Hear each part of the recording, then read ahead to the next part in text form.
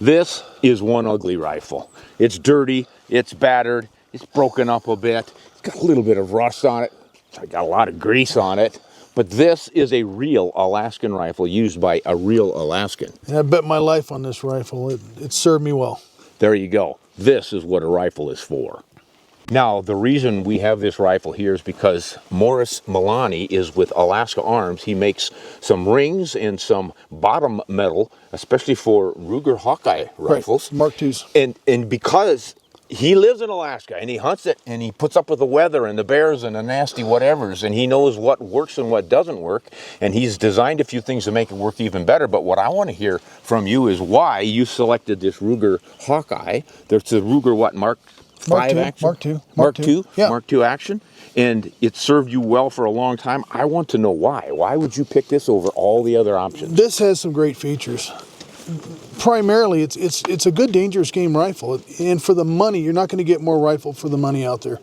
You've got your sights on it you can get to. You can take your scope off, use your iron sights, use your scope, change scopes, and now you've got an extra round in it. Now, when you say extra round, this is what you're building to get that extra round? It's the drop floor plate, and for the 375 Ruger or the belted cartridges, you pick up one more round.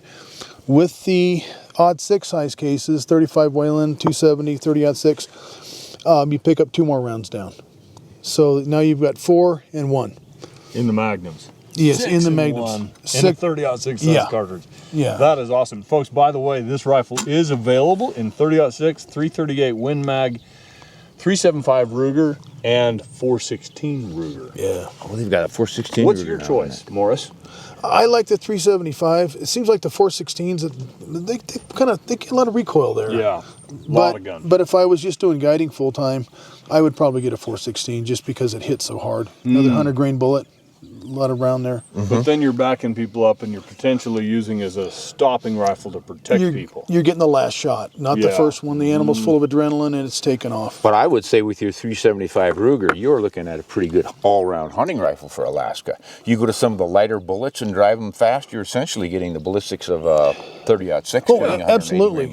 Or drop down to a 250 grain bullet in this. I like to use 300s when I hunt, but yeah, absolutely. Yeah. The trajectory will be flat as a 30-06, but the on-arrival authority is considerably more. Yes, no doubt. Well, what sort of modifications have you made to this? You talked about taking your scope off, and I'm sure this is what your rings do. You've got some kind of a quick detach system? Right. So usually if you shoot an animal, especially where I hunt, they run right into the pucker brush, thickest stuff they can get into. This scope is not good for 6 to 10 feet. It's just not going to do it. So I have the quick detachable rings. I take the scope off, take off the sling, and now I go in the bushes. And you can see some more of that beautiful detailing here in the rust. Now, this is the stainless steel action. You want that for the rust resistance, but of course it's not rust proof. Right, no. And yeah. And that's why it's heavily oiled, I assume, as well, right? Yeah. Right. But this is real world up there. You know, you can say, well, I'm going to get the absolute weatherproof this, that, or the other thing. And once you get to Alaska and you start putting up with that kind of weather, you do not appreciate how wet and long wet it can be. It's soaked for days. Yeah, and there's no drying it out. Yeah. Talk to us about the controlled feed action a little bit there. Is that important to you? It's excellent. And I started building dangerous game rifles in the early 80s. And that's what the professional hunters always wanted. You've got a good solid extractor there. And followed by, this is a 3-position safety, but Ruger did their own thing on their safety. When you move it all the way in the rearward position, that locks the striker. That's great. But when you have it in the center position, it locks the trigger only, so you can move this. Okay? Now you can unload your gun. But, very important here, so you get your Ruger, is it set up right? Is the safety working properly? Just pull the trigger on an empty chamber, and then push the safety to the fire position. If it holds, and this one did, the safety is working properly. So that's just a simple... So it's a way to check your safety for proper function. Absolutely. Nice to know. You're trusting it, and it's in a camp, you really ought to know that it's working properly. Sure. Do you have an old military rifle from the 20th century that you would like to upgrade? Well, check out Midwest Gunworks. They've got all the tools you'll need. Recoil pads, aftermarket triggers, refinishing kits, and if you don't want to do the work, they'll do it for you. They've got a complete gunsmithing staff. Midwest Gunworks. Now, you often hear that in Alaska with the cold, you don't want to have a heavily lubricated action. No. I like to hose it out with brake clean. So you're running them dry. Well, what are you talking? 4 or 5 shots, maybe 4 or 5 cycles. You're not going to wear it out. It's not a bad idea to oil it if you're in better environments, but out there in the field like that, I like to run them as dry as possible. Have you tried dry lubes? Yeah, a little bit, but I've just been kind of happy running it like that.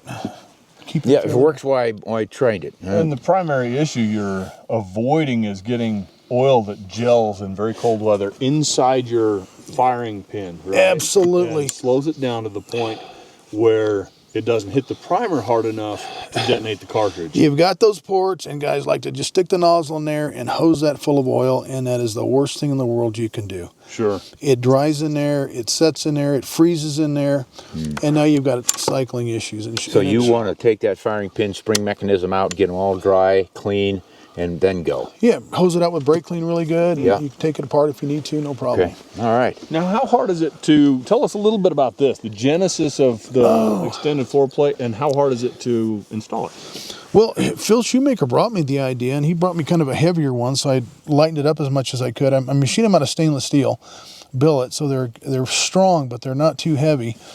And it's really simple.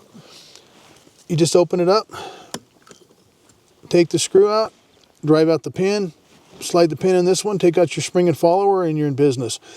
One thing that's critical with all floor plates is you want that latch white and knuckle tight. Because the last thing you want to do is have your gun dump. And that brand new factory gun doesn't matter.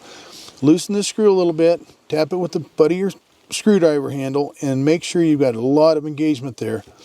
Make sure that's not going to open up. When you cinch it back down, just make sure it's forward. Right. Yeah.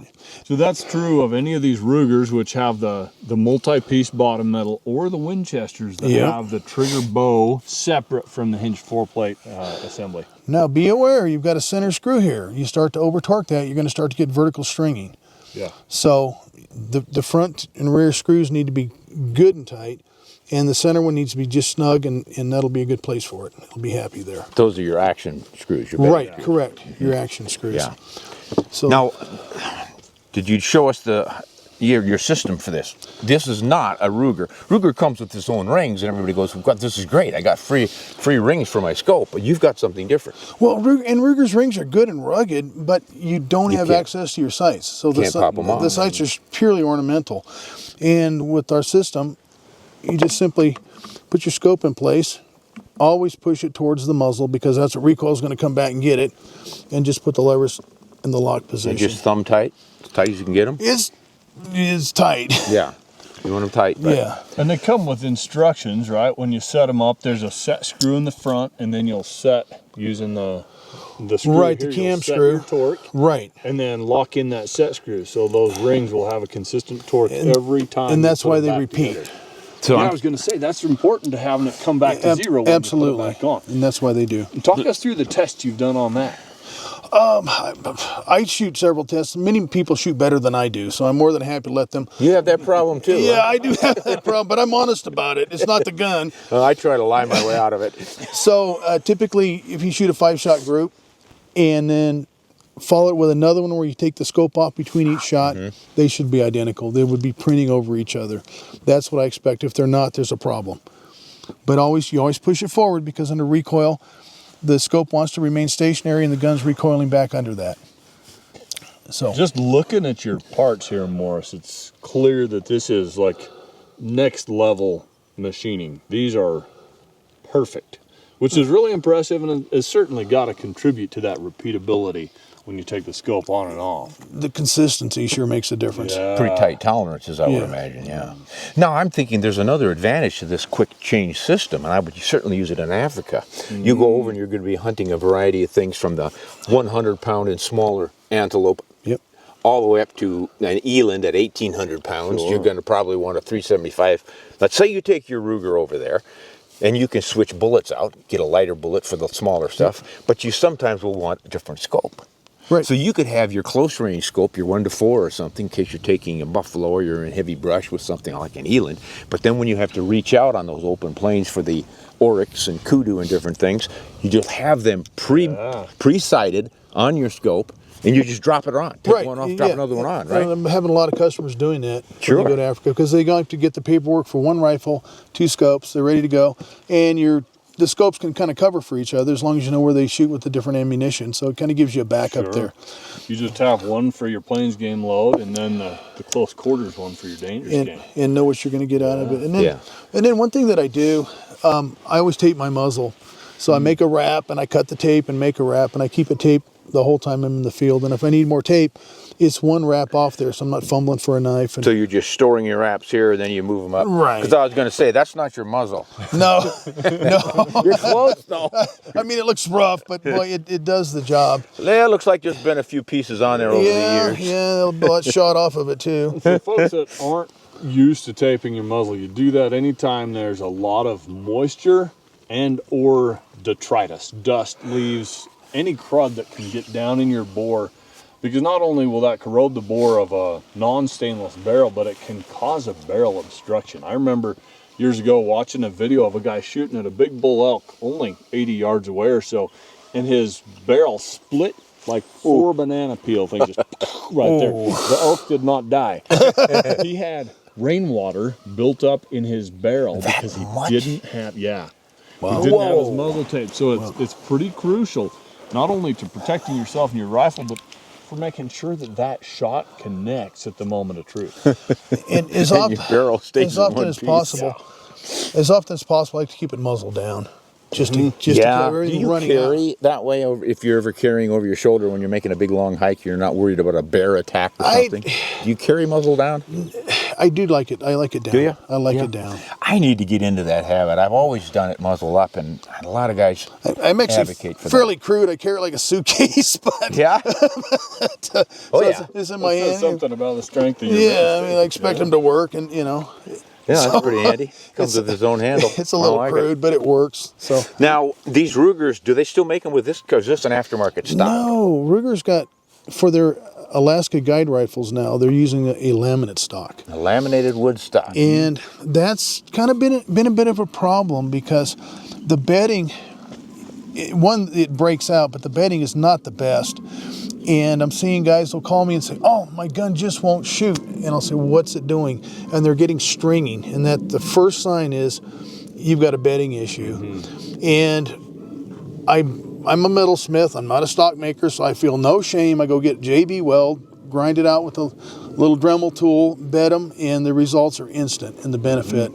And before you waste a lot of ammo, if you're getting your groups walking or 2 here and 2 there and 2 here and 2, stop, quit wasting ammo, go bed it, and then get back after it. Are you bedding the whole channel, or are you free floating your barrel? Typically I do this section, but I noticed that some of them have warped very badly. And so get in there and open that up and put some all thread in there and some JB weld in the channel and just to stabilize that. It's not a bad idea. So you're creating a deeper channel, dropping a piece of all thread in and bedding Reinforce that in it, you bet. to reinforce it. Okay, that's cool. So I've got that model. I've got the laminate stock guide gun, and I did exactly that. I'm not good at bedding, and I'm not afraid to admit it. So I had a local professional glass bed the action and free float it fairly generously. Not so much that I'm going to get twigs and stuff in there, but enough that you don't worry about subtle little bit of movement, moisture, and it's laminate. So anyway, and then I've sealed that barrel channel aggressively against moisture. Excellent. But I think they do still make this version in Hawkeye Alaskan. And I think they're doing these now with an aluminum bedding block in it, which I actually quite like because it's machined. It should marry up with that action pretty accurately. Can still bed it well. So you can still get these stocks from Hogue too. Sure. With the it's a good durable stock. Sure. I mean, it doesn't get a lot of style points, but I beat the bark off them anyway. But it's just good rugged stock. No bark on that one. Yeah. But I'll bet there's some bark at this end. Yeah. What typically are you shooting for loads? I use 300 grain bullets. 300 grain bullets for everything. Yes. Yes. So if a bear shows up, you're ready. Well, they don't come in order. So yes. Okay, we'll take a shoot now. No, wait a minute. Where I hunt, I can shoot 7 bears a year. and that's 5 black bears and 2 grizzly bears or brown bears, and they don't come in order. So whatever comes, I have to have something big enough for the biggest bears I expect to see. So that's Are you mostly a bear hunter? That's what I enjoy the most. I like to go for moose, but if that's not really my passion, I really love to hunt the bears. When it comes to dinner time, moose is my passion. It eats good. Yes, that's true. Well, now they make an African version of this. They do. And I know somebody who has one. And they're beautifully done. And the cool thing is, with that floor plate, you can either turn your 416 or your 375 Ruger into a 4+1, or you can turn something like this 35 Whalen, that's one of my pride and joy guns, into a 7-shooter. Holds 6 down and 1 in the chamber. Now, Ron, step back here just a tad. 1, 2, 3, 4, 5, and 6. You can carry it like that, right? You can just drop it down in there, close your bolt over the top of it, and then when you're, if you need to load one quickly, you still got 6 on tap. 6 or is plenty. Drop one You're more. going for 7? And you can feed that up underneath, get it right, underneath that claw extractor. You got 7 on tap as you make your final stock. I'm going to save you some grief here. A lot of people are going to say, oh my gosh, you can't single feed with a spring like that. You're going to break that. That Mauser claw extractor, you cannot. And you just got done doing it. The original ones you should not do that with. There you go. Springfields and so forth, you can damage them, right? But now they're beveling them. They're beveling them, yep. And if you do this just right, you can get that claw extractor to hook over the rim as you slide it in there. With these, thankfully, it doesn't really matter. Now, one other thing we got to address here, folks. Should you need 7? Heavens no. We hope to all get it done with one shot, right? At most 2. But sometimes, I'm afraid I'm human. And I screw up. Now that's going to shock everyone. Not my wife. When that happens, 7 rounds of 35 Whalen is pretty awesome, especially in, bear country. It's not something I'd choose for Cape buffalo. And no, wait a minute. Don't I remember an old story of yours about a Cape buffalo and 8 rounds? You may. That was 416. See, it doesn't matter how big they are. If you don't hit them in the right place, you need 8 rounds. You can. Their adrenaline gets up and it gets going. Now watch this. This is fun. Controlled round feed, They man. just keep on coming. Yeehaw! Well, Morris has been kind enough to allow me to shoot his beautiful, pristine Ruger rifle. 375 Ruger, guys, it's a real good option to a 375 H&H because it's a 30-06 length case, but it gets the same performance as the old H&H. Much as I love the H&H, I gotta admit, this is an efficient little operation here. I actually hunted with one in Alaska for a moose. Unfortunately, the moose did not cooperate in the least, so I didn't get to shoot.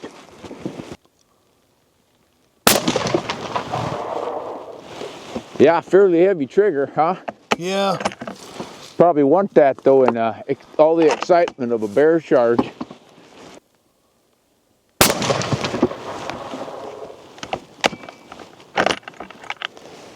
How's the recoil feel with that 20-inch barrel and no brake, Ron?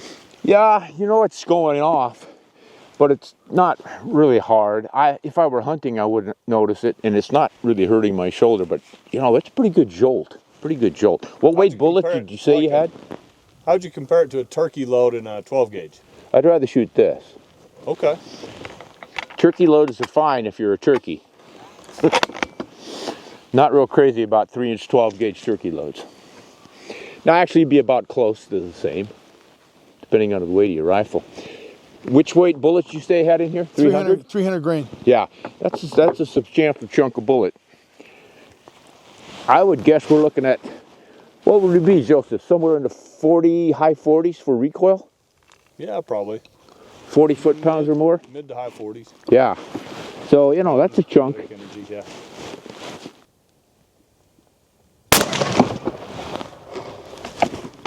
Yeah, I think I'd take it along to defend myself from a bear for sure. Probably wouldn't be my first choice for a dull sheep rifle. Joseph, Yeah. What about the parts? you've used these. You're pretty high on them. You like that I am bottom a huge metal? fan of them. I've been using those quick detach rings for 15 years. They've never let me down. I put them on every single Ruger rifle that I'm serious about using. I've just started using the extended floor plate this year, and I'm going to go broke buying them. They are the coolest addition I've ever personally installed on a bolt action rifle. All right. So check them out, Alaska Arms. Talk to Morris Milani, get some of the QD rings or the floor plate. Now, much as I would like to keep this beauty, I'm going to give it back to you because I know you're going to put it to use a lot more often than I would. Better put a lot more miles on it. Look out, bears, here he comes. Hey, buddy, if you got any questions about bear rifles, bear hunting up in Alaska, you're welcome to send in some comments. Ask Joseph and me. We've been there a few times, and if we don't know the answers, we'll just call Morris and we'll find it out. Hunt honest and shoot straight.